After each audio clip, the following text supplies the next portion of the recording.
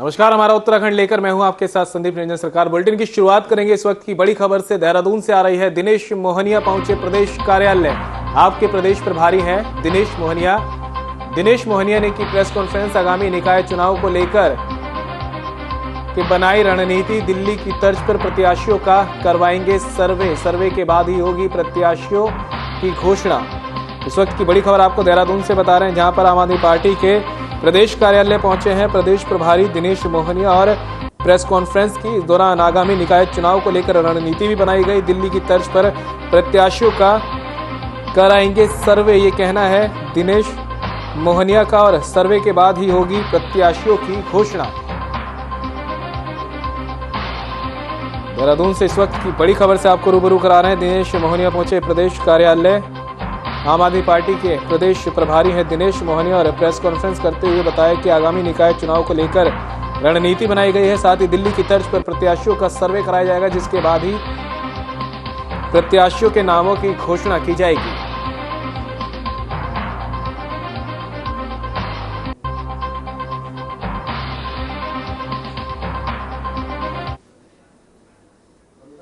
खबर देहरादून से है, जहां प्रधानमंत्री नरेंद्र मोदी की माता स्वर्गीय हीराबेन की दिवंगत आत्मा की शांति के लिए हवन यज्ञ कार्यक्रम का आयोजन किया गया। इस कार्यक्रम में मुख्यमंत्री पुष्कर सिंह धामी ने शिरकत की। वहीं सीएम ने स्वर्गीय माताजी को श्रद्धांजलि अर्पित करते हुए संबोधन में कहा कि माताजी ने एक ऐसे पुत्र को जन्म दिया जिन्होंने भारत का मान सम्मान और स्वाभिमान के साथ पूरी दुनिया में पहचान बढ़ाने का काम किया है। प्रधानमंत्री जी के लिए ये दुखदायी क्षण है, वहीं पूरे देश और प्रदेश के लिए भी एक दुखदायी क्षण है।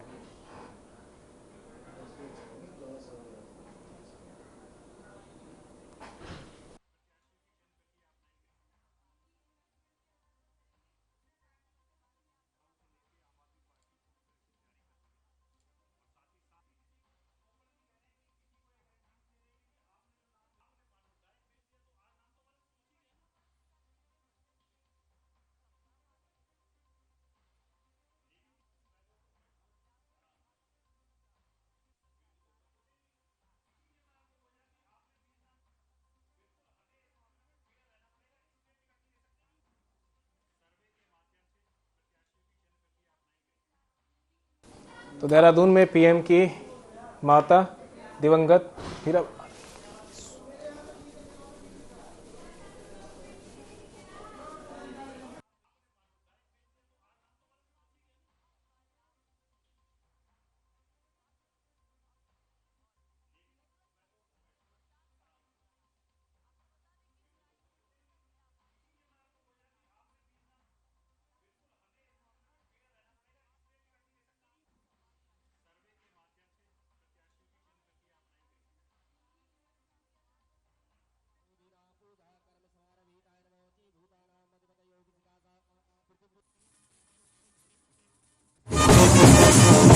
आत्मा की शांति के लिए हवन यज्ञ कार्यक्रम आयोजित किया गया। इस कार्यक्रम में मुख्यमंत्री पुष्कर सिंह धामी ने शिरकत की। वहीं सीएम ने स्वर्गीय माता को श्रद्धांजलि अर्पित करते हुए संबोधन में कहा कि माता ने एक ऐसे पुत्र को जन्म दिया जिन्होंने भारत का मान सम्मान और स्वाभिमान के साथ पूरी दुनिया में पहचान बढ़ाने का काम किया।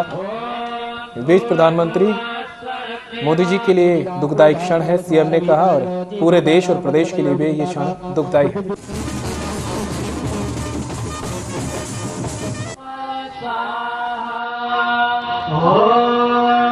हम सभी पूरे उत्तराखंड वासी सभी लोग इस दुख की घड़ी में माननीय प्रधानमंत्री जी के और उनके परिवार के साथ हैं।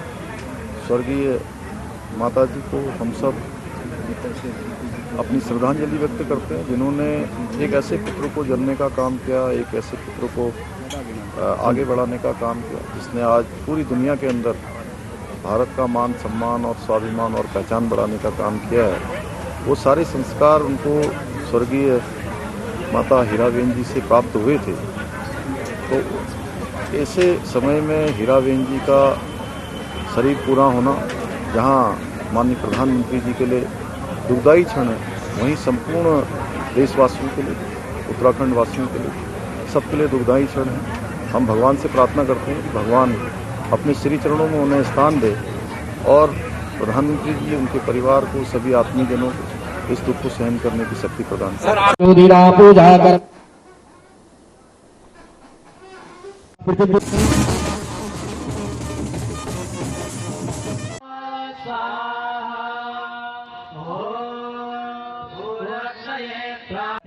मंत्रों से चलो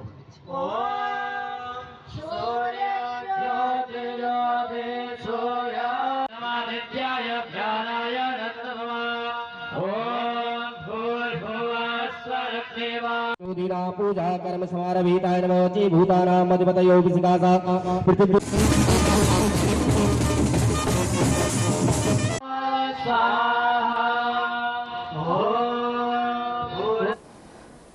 उत्तराखंड स्टेट टैक्स डिपार्टमेंट ने ग्राहकों के लिए बिल लाओ इनाम पाओ योजना लागू की है, जिससे ग्राहकों के साथ साथ सरकार के राजस्व को भी लाभ मिलेगा। राज्य सरकार की तरफ से योजना दिसंबर में लागू की गई थी, जिसके लिए उत्तराखंड के कई ग्राहकों ने अपने बिल दिए हैं, वेबसाइट पर अपलोड किए थे। राज्य सरकार को उम्मीद है कि इसमें राज्य में जीएसटी कलेक्शन को बढ़ाया जा सकेगा।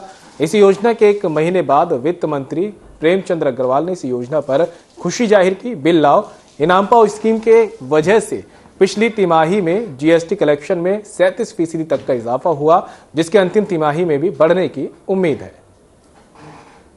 विशेष अभियान चलाया गया था, उस नाते कुछ ही टाइम पे 37% राजस्व यानी जीएसटी की बढ़ोतरी हुई थी। और आप जानते हैं, चाहे मुझे विभागों के अन्य विभागों की बैठक लेनी हो, चाहे बिल लाओ इनाम पाओ का एक कार्यक्रम हमने शुरू किया है, लगातार सर्वेक्षण और उस प्रकार के कार्यक्रम चल रहे हैं। तो मैं कह सकता हूं कि पहले की तुलना में जीएसटी इस बार बढ़ा है और उम्मीद कर रहा हूं भी जो शेष 3 महीने हमारे हैं उसमें भी हम लोग कलेक्शन अच्छा करेंगे। और जैसे आपने आगे 3 साल की बात की, तो ये जो आधार हमारा बना है, आगे 3 साल फिर इस आधार पे हम लोग आगे बढ़ने का यानी जीएसटी राजस्व के रूप में इस राज्य के लिए प्राप्त करने का काम करेंगे। खबर देहरादून से है, जहां नेहरू कॉलोनी में मां धारी देवी और भगवान श्री नागराज देव डोली का कार्यक्रम आयोजित किया गया, जिसमें सीएम पुष्कर सिंह धामी, देहरादून के मेयर सुनील उलियान गामा ने शिरकत की। आचार्य सुरेंद्र प्रसाद सुंदरयाल महाराज ने बताया कि उत्तराखंड की मंगल कामना और शांति के लिए ये देवडोली यात्रा हो रही है। उन्होंने बताया कि देवडोली यात्रा देश के 5 राज्यों में जाएगी। उन्होंने बताया कि 15 जनवरी को मकर संक्रांति के अवसर पर देवडोली हरिद्वार में मां गंगा स्नान करेगी। इसके अलावा 26 जनवरी को बसंत पंचमी के अवसर पर मध्य प्रदेश में स्नान करना है। उन्होंने कहा कि जिस तरह स्नान करने से मन को शांति मिलती है, वैसे ही हमारे उत्तराखंड के जोशीमठ में जो आपदाएं आ रही है, उनकी शांति के लिए भी हम मां देवडोली से प्रार्थना करेंगे, ताकि उत्तराखंड शांति और समृद्धि के पथ पर लगातार अग्रसर रहे।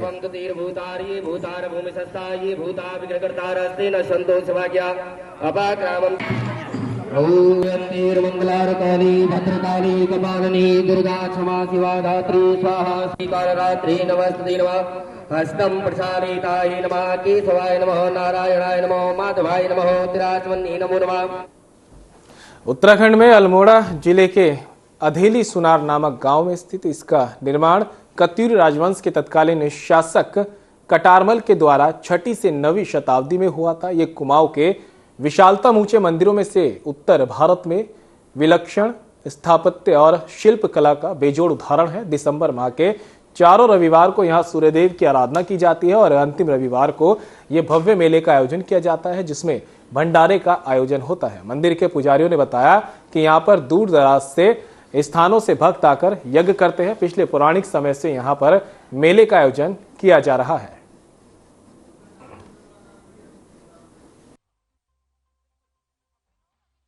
आज मैं आपको ये सूर्य मंदिर कटारमल के बारे में बता रहा हूँ। ये 13वीं शताब्दी में बना हुआ है। कोणार्क के बाद जो है हमारा सूर्य मंदिर यहाँ कटारमल में ही जो उत्तराखंड में स्थित है, उसमें हमारे समस्त जितने भी उत्तराखंड के वासी हैं, इस भव्य मंदिर का जो है यहाँ अच्छे ढंग से जो है इसकी पूजा पाठ इत्यादि सब कुछ होता है। और बाकी जो भी कार्यक्रम होते हैं, विशेष तौर पर पूष के महीने में पहले रविवार से लेके चौथे रविवार तक जो है यहाँ विशेष कार्यक्रम होता है। चौथे रविवार को जो है लास्ट वाले रविवार को हवन इत्यादि कर्म करके सभी लोग यहाँ आशीर्वाद ग्रहण करते हैं। जो वट वृक्ष है उसमें भगवान सूर्य का पुंज डाला गया है, यानी कि सूर्य भगवान की किरण डाली गई है। वो इसलिए डाली गई क्योंकि जब पहले ऋषि मुनियों ने यहाँ पर तपस्या की भगवान सूर्य की स्थापना के लिए, तो उसमें कालनेमी राक्षस ने व्यवधान डालना शुरू किया। जब उनमें व्यवधान डालना शुरू किया तो ऋषि मुनि लोग काफ़ी इसमें जो है हम कहें कि उनकी जो श्रद्धा थी या उनका जो यज्ञ था वो खंडित हो रहा था। तो उन्होंने भगवान सूर्य का जब यहाँ पर आह्वान किया तो उनको एक दिव्य शक्ति ये हुई कि आप यहाँ पर जब भगवान सूर्य का आह्वान करेंगे तो वट वृक्ष की लकड़ी में करेंगे। अल्मोड़े में स्थित है और उत्तर भारत का प्रसिद्ध मंदिर है और पूस के इतवार के लास्ट रविवार को यहाँ मेला लगता है। लोग भक्त दूर दूर से यहाँ दर्शन करने आते हैं। जोशीमठ के भूधसाव के हालात पर प्रधानमंत्री नरेंद्र मोदी ने उत्तराखंड के मुख्यमंत्री पुष्कर सिंह धामी से बातचीत की। इसकी जानकारी खुद देहरादून में मीडिया से बात करते हुए सीएम पुष्कर सिंह धामी ने दी है। मुख्यमंत्री पुष्कर सिंह धामी ने कहा, प्रधानमंत्री नरेंद्र मोदी ने फोन पर विस्तृत जानकारी ली है। उनसे पूछा कि कितने लोग इससे प्रभावित हुए हैं, कितना नुकसान हुआ है, लोगों के विस्थापन के लिए क्या किया जा रहा है। प्रधानमंत्री मोदी ने जोशीमठ को बचाने के लिए हर संभव सहायता का आश्वासन दिया है। समाचार आया है, उनका कार्यालय लगातार जानकारी लेता रहा है, लगातार चिंता करता रहा है। और आज अभी आपसे बात से पहले माननीय प्रधानमंत्री जी ने दूरभाष पर मुझसे काफ़ी डिटेल में सारी जानकारी ली है कि कितने परिवार उसकी जद में आ रहे हैं, कितना नुकसान हुआ है, किस प्रकार से वहाँ पर पानी निकल रहा है, लोगों के विस्थापन के लिए, लोगों को सुरक्षित स्थानों पर ले जाने के लिए क्या किया गया है, राहत शिविरों में कैसे लोग रह रहे हैं, आगे कैसे उनके पुनर्वास की व्यवस्था होनी है। उस सब पर माननीय प्रधानमंत्री जी ने बहुत विस्तार से चर्चा की है और उन्होंने जोशीमठ को बचाने के लिए हर संभव प्रयास जो भी होगा, हर संभव उन्होंने आश्वासन भी दिया है, विश्वास दिया है कि हर संभव वहाँ पर काम होगा उस शहर को बचाने के लिए और लोगों के लिए हर संभव सहायता का उन्होंने आश्वासन दिया है कि आप डिटेल उसका आकलन कर लीजिए, उसके बाद जो है उस पर कार्रवाई करेंगे।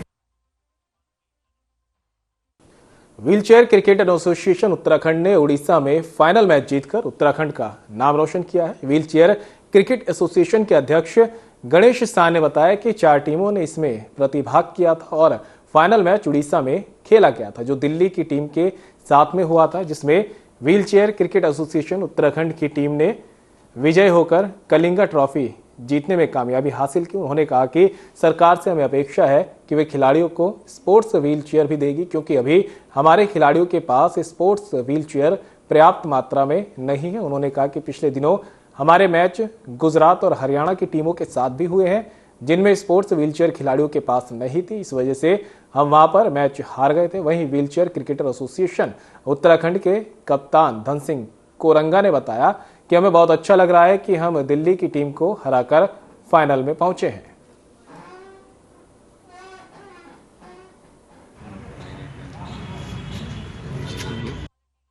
तो उसमें खुशी भी है, ये हमारे उत्तराखंड के लिए एक हमारा मान और गौरव सम्मान बढ़ाया है। ये उड़ीसा राज्य से, जिसमें 4 प्रांतों का था, जिसमें दिल्ली, उड़ीसा, केरला और हमारी उत्तराखंड टीम थी। तो हमारी उत्तराखंड टीम वहाँ लगातार 3 मैच जीती है, दिल्ली, हरियाणा, केरल और उनके साथ, और फाइनल मैच जो था दिल्ली के साथ था और ये कलिंगा ट्रॉफी लेके आई है। सरकार से अपेक्षाएं तो हमारी बहुत है।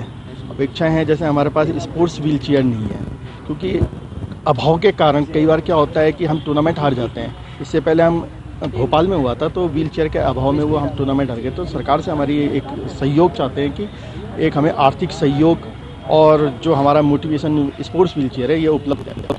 और बहुत खुशी हुई कि नए साल में हम लोगों ने उत्तराखंड के लिए कप लेके आए। तो एक मानो के उपहार हमने उत्तराखंड के लोगों को दिया है, यहाँ की सरकार को दिया है और बहुत अच्छा लगा ये इवेंट खेल के।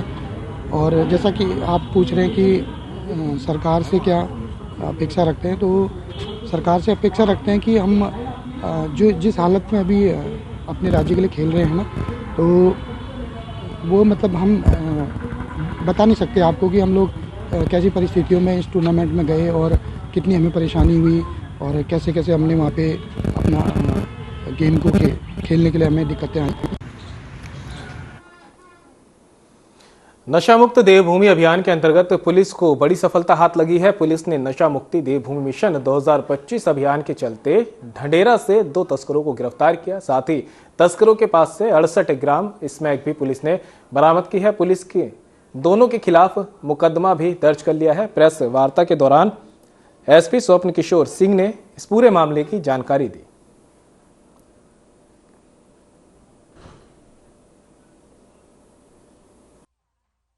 कोतवाली रुड़की और एलआईओ टीम के एक बेहतर कोऑर्डिनेशन से एनडीपीएस एक्ट में 8/21 एनडीपीएस एक्ट के अंतर्गत 2 अभियुक्तों विकास उर्फ आकाश और मोनू निवासी ढंडेरा रुड़की को गिरफ्तार किया गया है, जिसमें विकास उर्फ आकाश के कब्जे से लगभग 47 ग्राम स्मैक और मोनू के कब्जे से लगभग 21 ग्राम स्मैक बरामद की गई है, जिसकी अनुमानित कीमत लगभग 7 लाख रुपए है। और ये लोग इस स्मैक को छात्रों को बेचते थे, लगातार इस काम को कर रहे थे, ऐसा इनके द्वारा स्वीकार किया गया है। इस संबंध में इनकी अगली कड़ी के बारे में भी जानकारी जुटाई जा रही है और उन पर भी सख्त और प्रभावी कार्रवाई अमल में लाई जाएगी।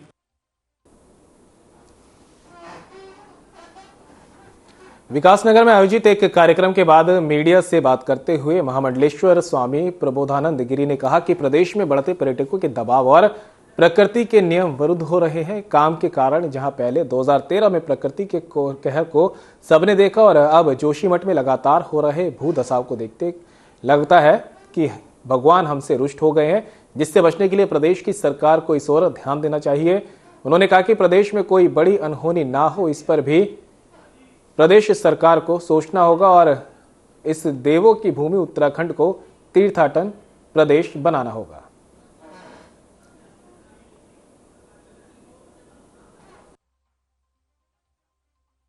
2013 में केदारनाथ में जब आपदा आई थी तो भयंकर तांडव पूरे उत्तराखंड में हुआ, पूरे देश में हुआ, जो सबने देखा। उस समय भी उसकी अगर संवेदना से देखेंगे तो उस समय भी ये देखने में आया कि ये सब पर्यटन के कारण से हुआ। वहाँ पर बहुत ज़्यादा पर्यटकों का दबाव हो गया और इसीलिए वहाँ का जो मूल स्वरूप है, मूल संस्कृति है, वो बिगड़ने लगी। तो उसका परिणाम हुआ, 2013 की घटना हुई। उस समय भी हम लोगों ने कहा था, संतों ने कहा था कि भारत सरकार को ये पर्यटन पर रोक लगानी चाहिए, लेकिन लगता है कि ये तो सरकारें बहरी हैं। अब भी उसे पर्यटन का के नाम पर वहाँ पर जोशीमठ में जो है काम चल रहा है। सरकार रैन बसेरों के नाम पर मुसाफिरों और बेसहारा लोगों को आश्रय देने के लिए करोड़ों रुपए खर्च कर रही है, लेकिन उत्तराखंड देवभूमि के प्रदेश द्वार मंगलौर में ये दावे पूरी तरह खोखले नजर आ रहे हैं। सर्द हवाओं के साथ कंपनी ठंड में दूर दराज से आए मुसाफिर हो या फिर बेसहारा लोग, सभी खुले आसमान के नीचे ही रात गुजारने को मजबूर हैं। मंगलौर नगर पालिका में एक भी रैन बसेरा उपलब्ध नहीं है, जबकि सरकार सार्वजनिक स्थानों पर मुसाफिरों और बेसहारा लोगों के लिए रैन बसेरों के लिए करोड़ों रुपए खर्च कर रही है। मंगलौर क्षेत्र में ऐसे सैकड़ों लोग हैं जिनके पास सर छिपाने तक की जगह नहीं है। दिन भर दर दर की ठोकर खाने के बाद गर्मी, बरसात या ठंड में रात में खुले आसमान के नीचे गुजारने पर मजबूर हैं।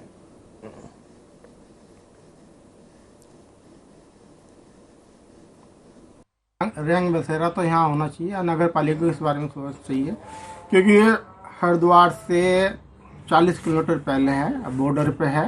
तो यात्री बहुत आता है रात, यहाँ पे इस टाइम धुंध बहुत पड़ रही है, ठंड बहुत हो रही है, यात्री आगे कहाँ रुके, कोई रुकने की यहाँ मंगलौर में व्यवस्था नहीं है।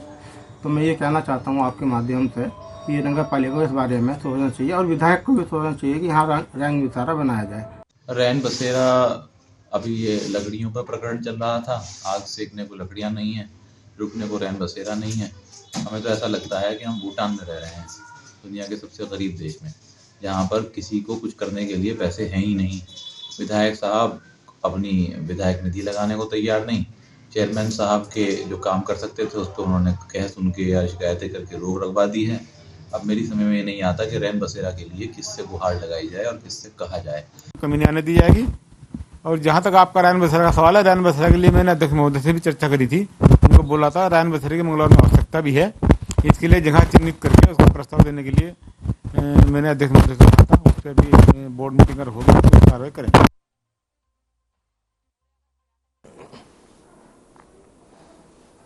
खबर हरिद्वार से है, जहां किन्नरों के हाथ मांगने के लिए नहीं बल्कि देने के लिए उठ रहे हैं। हरिद्वार में इन दिनों कड़ाके की सर्दी पड़ रही है। वहीं किन्नर समाज की प्रमुख रानी गुजरी ने अपने साथियों के साथ ज्वालापुर रेलवे स्टेशन के आसपास रह रहे गरीब और जरूरतमंदों को कंबल बांटे। इस मौके पर रानी गुजरी ने बताया कि हरिद्वार में कड़ाके की ठंड पड़ रही है, ऐसे में सबसे ज्यादा परेशानी इन गरीब लोगों को हो रही है। उन्होंने सभी को दुआएं देते हुए सर्दी में ऐसे लोगों की मदद करने की अपील की।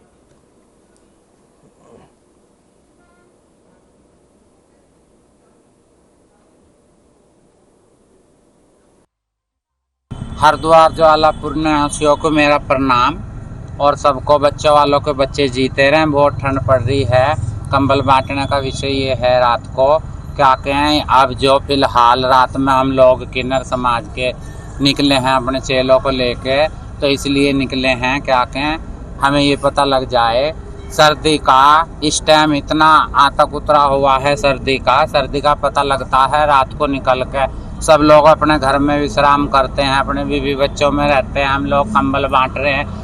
मैं लवली चौहान, गुरु रीना गुजरी जी और आप लोगों के सहयोग से इतना अच्छा काम किया है रीना गुजरी जी ने। हम लोगों ये बेचारे जो हैं ये लोग सर्दी से परेशान हो रहे हैं। गुरु जी का ये कहना है कि मतलब हम लोग तो घर में छुप जाते हैं, बैठ जाते हैं, ये लोग नहीं कर पाते हैं अपना गुजर बसर। ईश्वर किसी को भी किसी का मोहताज ना रखे, खूब खुशी की बहार दिखाए। सब लोग इस समाज का हिस्सा हैं हम सब लोग, और आप लोगों का प्यार हमेशा ऐसे ही बना रहे। आप लोगों की कृपा से, ईश्वर की कृपा से रीना गुजरी जी ने एक छोटा सा ये प्रयास किया है।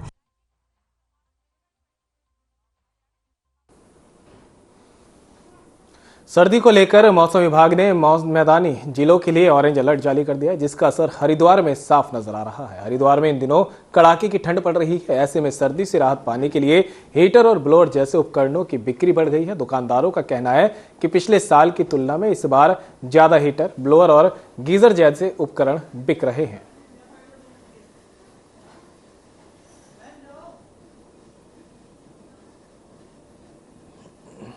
हाँ जी सर, मैं अभी यहाँ पे हीटिंग लेने के लिए आया हूँ क्योंकि एक हफ्ते से बहुत ज़्यादा यहाँ पे ठंडा हो चुका है। तो हम भी सोच रहे थे कि पहले कि नहीं पड़ेगी ठंड, बट इस बार जो पड़ रही है लंबी चलेगी मुझे जो लगता है। और मैं यहाँ पे ऑयल हीटर लेने आया हूँ, ऐसे बेसिकली OFR लेने आया हूँ यहाँ पे, क्योंकि उससे मतलब हीटिंग अच्छी रहती है। जी, इस बार की ठंड में हीटिंग अप्लायंसेस की और हीटिंग के स्पेयर पार्ट की दोनों की डिमांड काफ़ी बढ़ गई है। थोड़ी बहुत उम्मीद हमें पहले से ही, हमने हीटिंग का काफ़ी मटेरियल पहले से ही स्टॉक करा हुआ है और हीटिंग की इस बार की अच्छी सेल आ रही है, हीटिंग अप्लायंसेस और स्पेयर पार्ट दोनों की। अचानक से जो इस बार की ठंड पड़ी ना, वो सूखी ठंड पड़ी। बारिश ना पड़ने के कारण कोहरा और सूखी ठंड ज़्यादा है, उस वजह से जो दिन में ठंड है वो शरीर में घुस रही है, तो लोगों को हीटिंग की जो अप्लायंसेस है उनकी रिक्वायरमेंट ज़्यादा आ रही है। उत्तराखंड में भी कांग्रेस की राष्ट्रीय महासचिव प्रियंका गांधी की अगुवाई वाली कांग्रेस हाथ से हाथ जोड़ो यात्रा का 26 जनवरी से श्री गणेश होने जा रहा है। कोटद्वार में एक पत्रकार वार्ता के दौरान कांग्रेस नेता धीरेन्द्र प्रताप ने जानकारी देते हुए बताया कि पूरे उत्तराखंड में कांग्रेस हाथ से हाथ जोड़ो यात्रा निकाल रही है और इसमें कांग्रेस के लाखों कार्यकर्ता शामिल होंगे। साथ ही उन्होंने जानकारी देते हुए बताया कि देहरादून में एक विशाल रैली आयोजित की जाएगी, जिसमें राहुल, प्रियंका और सोनिया गांधी के साथ ही कांग्रेस के राष्ट्रीय अध्यक्ष भी शिरकत करेंगे।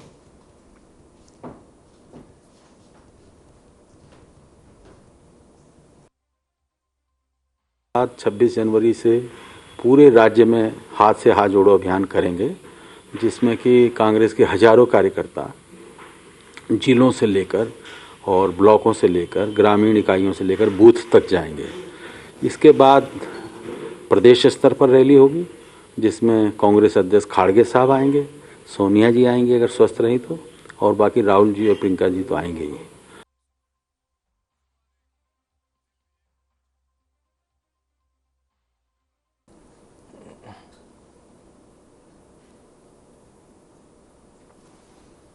विकासनगर के हरवटपुर में प्रतिष्ठा सेवा समिति ट्रस्ट ने सनातन सम्मेलन का आयोजन किया, जिसमें श्री पंच दशनाम जूना अखाड़े के महामंडलेश्वर और हिंदू रक्षा सेना के राष्ट्रीय अध्यक्ष स्वामी प्रबोधानंद गिरी ने बतौर मुख्य वक्ता कार्यक्रम में शिरकत की। वहीं से कार्यक्रम के दौरान क्षेत्रीय विधायक मुन्ना सिंह चौहान सहित सनातन धर्म से जुड़े वक्ताओं ने सनातन धर्म की रक्षा के लिए अपने अपने विचार सामने रखे।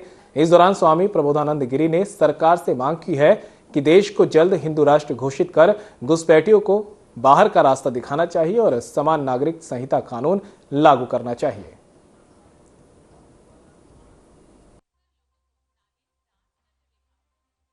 सनातन संस्कृति का दिन प्रतिदिन बढ़ते हुआ स्वरूप पूरे विश्व में प्रतिष्ठा पाए और भारत विश्वगुरु बने और भारत हिंदू राष्ट्र बने, उस प्रक्रिया के तहत ये सम्मेलन का आयोजन किया गया। अब तक की सरकारों ने जो काम किया है वो सनातन संस्कृति को पोषित करने का काम नहीं किया, अर्थात सनातन संस्कृति के खिलाफ काम किया। वर्तमान जो सरकार है उसने कुछ राहत पहुंचाई है।